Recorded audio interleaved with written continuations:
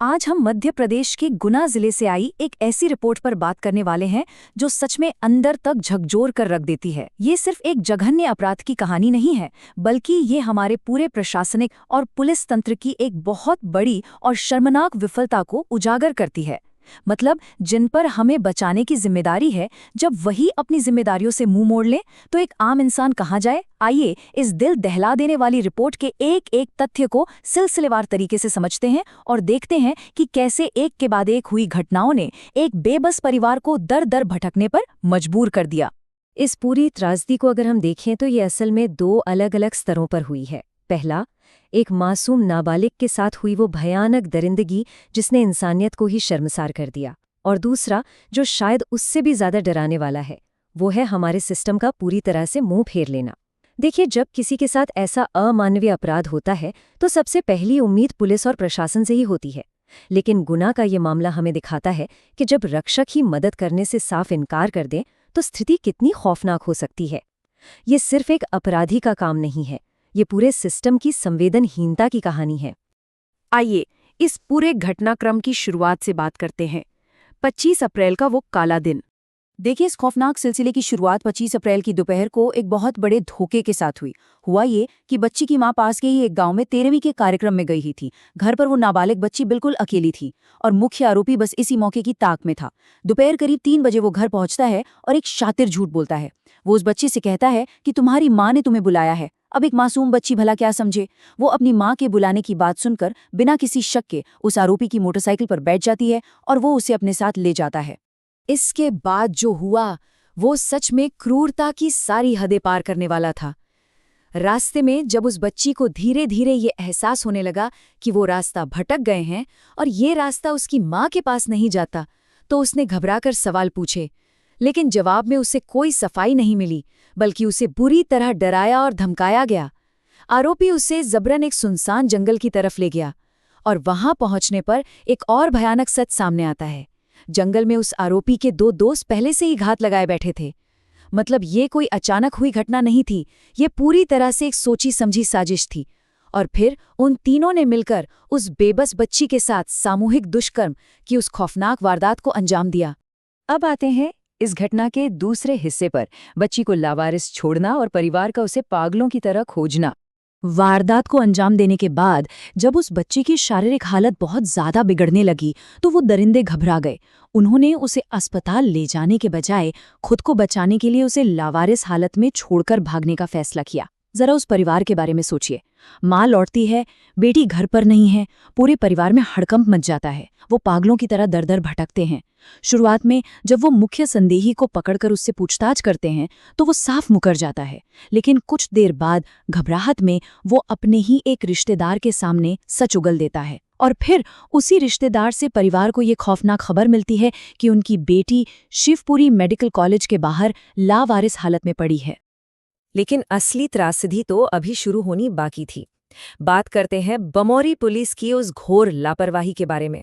ये इस पूरी रिपोर्ट का सबसे निराशाजनक पहलू है। शिवपुरी से अपनी गंभीर रूप से घायल और अधमरी बच्ची को लेकर वो बेबस परिवार न्याय की आखिरी उम्मीद में गुना के बमौरी थाने पहुंचता है। वो पुलिस के सामने गिड़गिड़ाते हैं कि उनकी बेटी के साथ दरिंदगी हुई है, प्लीज कुछ कार्रवाई कीजिए। लेकिन बदले में उन्हें क्या मिलता है? बमौरी पुलिस का बेहद ही रूखा और उदासीन रवैया। पुलिस ने इस जघन्य अपराध की गंभीरता को बिल्कुल दरकिनार कर दिया और एक शुरुआती एफआईआर तक दर्ज करने से साफ इनकार कर दिया। बिना किसी तुरंत कार्रवाई के उन्होंने उस रोते बिलखते परिवार को यह कहकर वापस लौटा दिया कि हम पहले मामले की जांच करेंगे। सोचिए, जो परिवार पहले से टूट चुका है उसे उसी सिस्टम ने बाहर का रास्ता दिखा दिया जिस पर उन्हें सबसे ज्यादा भरोसा होना चाहिए था। इस घोर संवेदनहीनता का नतीजा क्या हुआ? हताशा और एक बेहद खौफनाक कदम। जब न्याय की हर उम्मीद टूट जाती है तो उसका परिणाम कितना विनाशकारी हो सकता है, ये घटना उसका जीता जागता सबूत है। एक तरफ तो वो बच्ची सामूहिक दुष्कर्म की उस असहनीय शारीरिक पीड़ा से गुजर रही थी और दूसरी तरफ पुलिस द्वारा भगा दिए जाने का वो गहरा मानसिक आघात। इन दोनों के बोझ तले वो नाबालिग पूरी तरह टूट गई। उसे लगा कि अब उसके लिए न्याय के सारे रास्ते बंद हो चुके हैं और इसी हताशा में घर लौटकर उस बच्ची ने एक आत्मघाती कदम उठाया और जहर खा लिया। हमें ये समझना होगा कि ये सिर्फ एक आत्महत्या का प्रयास नहीं था, ये उस सिस्टम की विफलता का सीधा नतीजा था जिसने एक बेबस इंसान को इस हद तक धकेल दिया कि उसे अपनी जान देना ही एकमात्र रास्ता नजर आया। अब देखते हैं कि इस पूरे मामले में पुलिस की नींद आखिर खुलती कब है और उनकी ये देर से हुई कार्रवाई कैसी थी। 3 दिन। जी हाँ, पूरे 3 दिन लग गए बमोरी पुलिस को अपनी गहरी नींद से जागने और कोई भी आधिकारिक कानूनी कार्रवाई शुरू करने में। पूरे 72 घंटे का समय लग गया और ये कार्रवाई भी तब हुई जब बात पूरी तरह से बिगड़ चुकी थी, जब न्याय न मिलने से हताश होकर उस बच्ची ने जहर खा लिया और उसकी हालत इतनी खराब हो गई कि उसे जिला अस्पताल में जीवन और मृत्यु के बीच संघर्ष करना पड़ा। तब जाकर प्रशासन में हड़कंप मचा। ये 3 दिन की देरी साफ दिखाती है कि जब तक कोई बड़ी अनहोनी न हो जाए तब तक हमारा जमीनी स्तर का प्रशासन हिलने को तैयार ही नहीं होता।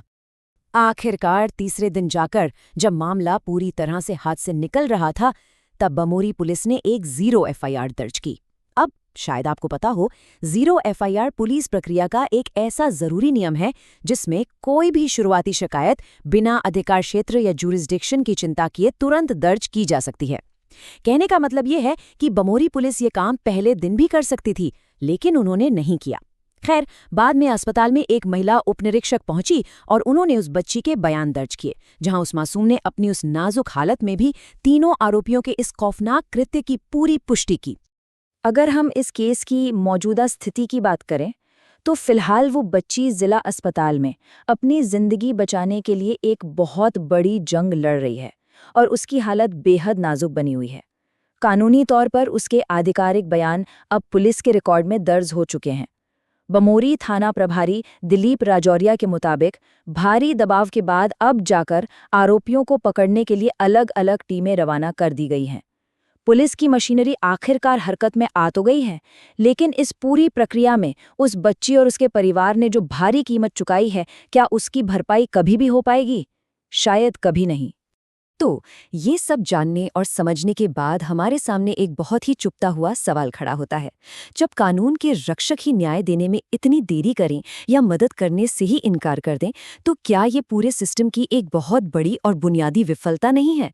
इस रिपोर्ट ने हमें ये सोचने पर मजबूर कर दिया है कि सिर्फ कागजों पर सख्त कानूनों का होना काफी नहीं है। जब तक उन्हें लागू करने वाले लोगों के अंदर संवेदनशीलता और जवाबदेही नहीं होगी, तब तक ऐसे ही मासूम लोग इस व्यवस्था की चौखट पर टूटते रहेंगे। इस विश्लेषणात्मक रिपोर्ट में हमारे साथ जुड़ने के लिए शुक्रिया। उम्मीद है ये बातें हमें एक समाज के तौर पर ज्यादा जागरूक और सवाल पूछने वाला बनाएंगे।